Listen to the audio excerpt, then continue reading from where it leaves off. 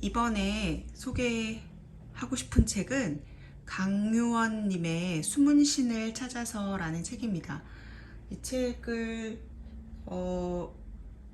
하게 된 이유는 지금 읽고 있는 책이 너무 두껍기도 하고요. 이 책은 이렇게 엄청나게 얇습니다. 사실 이 책은 제목이 숨은 신을 찾아서잖아요. 그래서 정말로 제목이 좋아서 샀어요.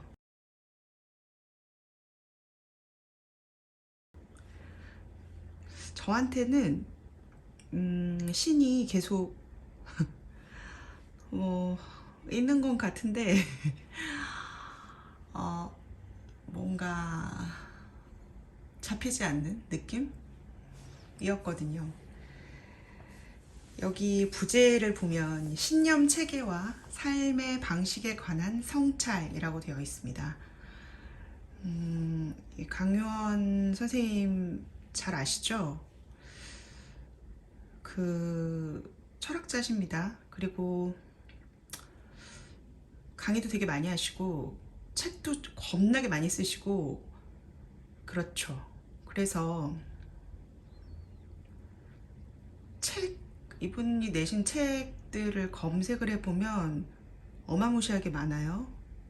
그래서 검색 한번 해볼까요? 네, 그리고 내신 책들도 되게 많지만 번역하신 책들도 굉장히 많습니다.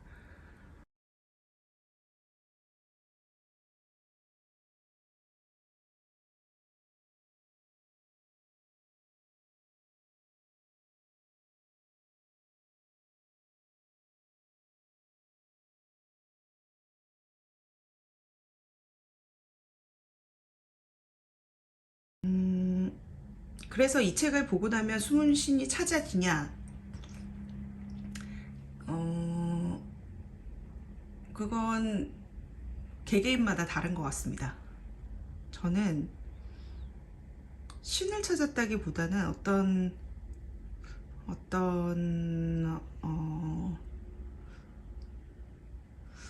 여기 적혀 있는 대로 삶의 방식에 대한 성찰을 이런 식으로 할 수 있구나. 그리고 확실히 배운 사람은 다르다.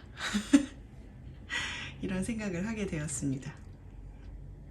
그 이 책 앞에 이런 말이 써 있어요. 아무것도 보이지 않고 들리지 않고 다오지 않는 순간을 우리는 소멸이라 부른다. 소멸이라 부르는 것은 경건합니다. 제가 이게 지금 이 책을 다시 뭔가 한번 다시 읽어봐야겠다 라고 생각한 이유 중에 하나가 이 구절 때문입니다. 우리가 지금 보고 있는 이제 라이브로 읽고 있는 책이 불멸의 열쇠인데요. 불멸과 소멸이 약간 반대되는 개념인 것 같잖아요. 제가 지금 한참 불멸과 소멸, 또 무한과 유한에 관련된 어떤 그것에 대한 묵상을 좀 하고 있는데 대극의 합일이라고 하나요? 극과 극은 늘 맞닿아 있는 거. 소멸의 경건함을 깨달으면 불멸이겠구나라는 생각이 들어요. 그러니까 유한의 무한함이라는 것의 위대함이 분명히 있지만 유한함의 어떤 아름다움이 또 있잖아요. 이렇게 말하는 게 되게 설명할 수가 없어서 좀 민망하긴 한데 어쨌든 그런 이야기들을 제가 좀 고민하고 있어서 이 책을 좀 다시 한번 읽어보고 싶다. 심지어 얇다. 그래서 막 되게 이거를 뭐 이렇게 으다다다다다 빨리 읽을 책은 아니지만, 그리고 여기는 진짜 제가 여기는 진짜 메모해 놓은 것도 많고 막 장난 아니죠. 그래서 이거 다 보여드리기도 민망하긴 하지만 반지도 다 떼야겠네. 일단 용기를 내어서 소개를 해보고자 합니다.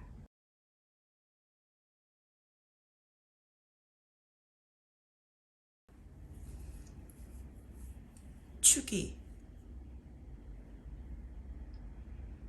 우리는 어떤 사건들에 대해 의견을 가지고 살아간다. 의견들은 다양한 정보들을 취사 선택하는 과정에서 생겨나고, 의견이 행동으로 여러 번 실행되어 일정한 효과를 거두면 상당히 견고한 믿음이 된다. 믿음의 자리에까지 올라간 것들은 여간해서는 바뀌지 않는다. 목숨을 잃을 뻔한 일을 겪고 나서야 달라질지도 모른다. 우리는 자신이 가지고 있는 신념 체계들이 서로 부딪히지 않았으면 하는 소망을 가지기 마련이다. 이러한 충돌에 관한, 그리고 충돌이 생겨났을 때 어떻게 하는지를 둘러싼 다양한 심리적 논의들이 있다.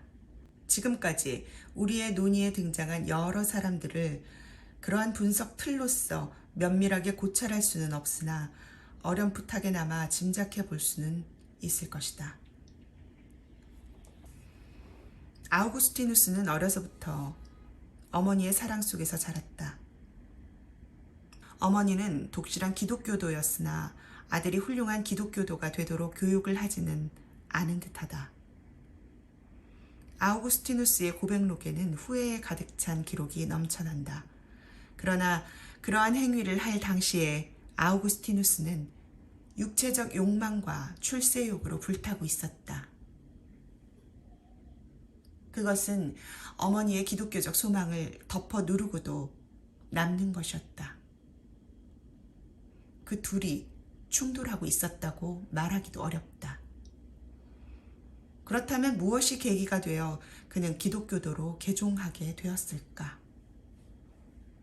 아니, 달리 말하자면 이것이 더 정확한 물음일지도 모르겠는데, 어떤 계기로 그는 세속에서의 출세를 포기하고 기독교 세계로 들어가게 되었을까?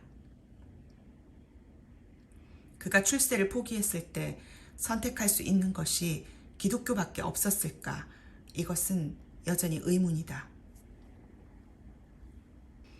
오디세우스는 인간은 신의 불멸성에 이를 수 없다는 뚜렷한 자각을 가지고 있었다. 그는 별다른 갈등 없이 페넬로페를 만나러 집으로 갔다. 굳이 의문 나는 걸 하나 들어보자면, 페넬로페가 그렇게 좋았던 걸까? 도대체 어디가 그렇게 좋았던 걸까? 데카르트는 아리스토텔레스의 형이상학과 자연학 체계에 기반한 중세 스콜라 철학을 버리고 세상으로 나왔다. 그가 겪은 세상은 두렵고 살떨리는 것이었다. 이로써 그에게는 기존의 믿음 체계가 하찮게 여겨졌을 것이다. 그는 과학이라는 새로운 신념 체계를 받아들이고 그것에 몰두하였다. 그런데 그는 두 체계들 사이에서 갈등하였다. 어느 하나에도 완전히 스스로를 내맡길 수 없었고 어중간한 추구 위에서 멈춰버렸다. 옛 시대를 딱 잘라내지도 새 시대를 활짝 열어젖히지도 못했다. 파스칼은 두려움의 경험에서 극심한 내면의 동요, 갈등이 아니다. 내면의 동요를 겪고 신에게 헌신하기로 하였다. 이는 뭔가를 선택한 것이 아니다. 에이헤브가 사는 세계에서 기존의 믿음들은 완전히 붕괴되어 있다. 모비딕의 화자인 이스마엘의 정체성마저 불확실하다. 우리는 그가 자신을 그렇게 부르라고 하니 그렇게 부를 뿐이다. 나를 이스마엘이라 불러라. 에이헤브는 그 어떤 것도 두려워하지 않는다. 자신의 신념 체계 위에서 확고한 일관성을 가지고 살아간다. 바다의 인간이었던 오디세우스가 마찬가지로 갈등 없이 자신의 길을 간다. 그가 파멸한 것인지 승리한 것인지 알아낼 길은 없다. 우리는 이들의 삶을 텍스트를 내재적으로 읽거나 삶의 배경 맥락을 읽거나 증거를 찾아 구축하여서 해명할 수도 있을 것이다. 아니면 그저 다 덧없는 것이라 여겨 놓아두거나.